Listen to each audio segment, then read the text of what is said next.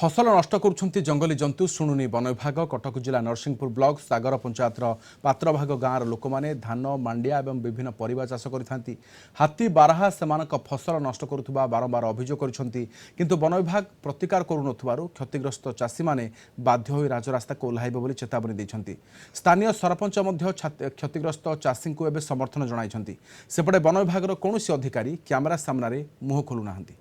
फसल नष्ट सब कर सारे कौन सी स्टाफ जाऊना कहीं कौन सी करना स्टाफ भी बीट रहूना वर्ष जा कौन चाष कर धान चाष करूँ कौन सी ना सब नष्ट कर फॉरेस्ट डिपार्टमेंट को मझे थे कहपर ट्रेंच करते कि से कौ जगार ट्रेंच कले आम तो क्लीयर भी जानू कि जन ना मन इच्छा ट्रेंच करुँच जदि आमको डाकिक देखा कहते कहतु जोगाजोग ये जगह कले भल हे कि मन इच्छा कार्य कर ठीक अच्छे आम आहरी जनइबू और लोक समस्या शीघ्र करूँ।